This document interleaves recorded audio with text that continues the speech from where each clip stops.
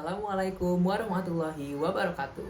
Halo teman-teman komunitas kajian ilmu manajemen pendidikan. Perkenalkan, saya Muhammad Aditya Zahran dari Manajemen Pendidikan Fakultas Ilmu Pendidikan Universitas Negeri Jakarta. Dalam video kali ini, saya akan membahas tentang konsepsi mutu. Video ini dibuat untuk memenuhi tugas mata kuliah Manajemen Keuangan yang diampu oleh Bapak Amril Muhammad. Selamat menyaksikan. Pembahasan yang pertama yaitu ada definisi mutu. Menurut Crosby, mutu atau kualitas adalah conformance to requirement, yaitu sesuai yang disyaratkan dan distandarkan. Jadi suatu produk dikatakan memiliki kualitas apabila sesuai dengan standar kualitas yang telah ditentukan. Sedangkan menurut Garvin, sebagaimana dikutip oleh Nasution, kualitas adalah suatu kondisi dinamis yang berhubungan dengan produk, manusia atau tenaga kerja, proses dan tugas, serta lingkungan yang memenuhi atau melebihi harapan pelanggan atau konsumen.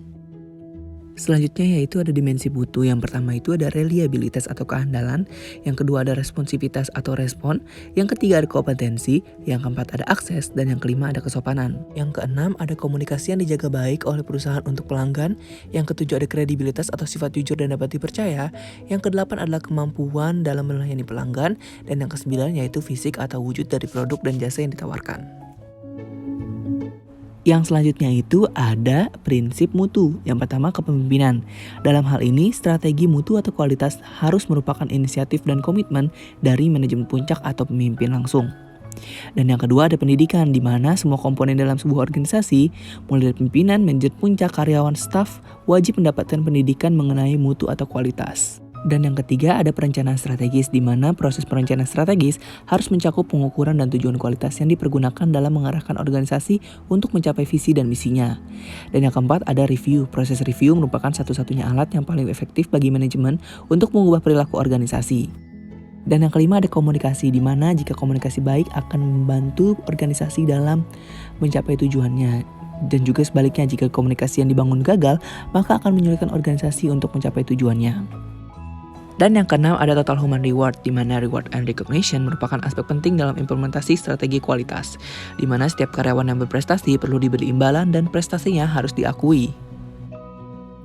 Nah, pembahasan yang selanjutnya itu ada karakteristik mutu. Yang pertama ada bukti langsung atau tangibles, meliputi fasilitas fisik, perlengkapan, pegawai dan sarana komunikasi.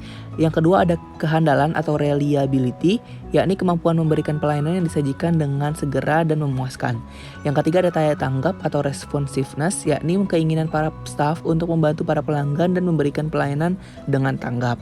Yang keempat ada jaminan atau assurance, mencakup kemampuan, kesopanan, dan sifat dapat dipercaya yang dimiliki para staf, bebas dari bahaya, risiko, atau keraguan-raguan.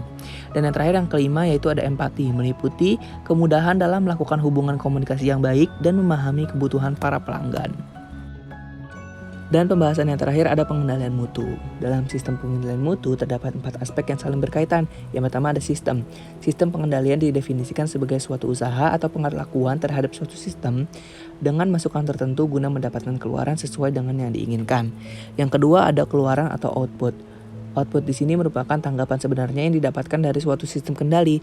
Yang ketiga ada proses. Proses di sini merupakan aktivitas yang dilakukan melalui beberapa tahapan dalam sistem pengendalian mutu. Dan yang terakhir ada masukan atau input, merupakan rangsangan dari luar yang diterapkan ke sebuah sistem kendali untuk memperoleh tanggapan tertentu dari sebuah sistem pengaturan. Nah, sekian penjelasan konsepsi mutu dari saya. Semoga teman-teman bisa mengambil manfaatnya ya. Jangan lupa like dan share video ini, dan juga subscribe channel Koki MP. Terima kasih.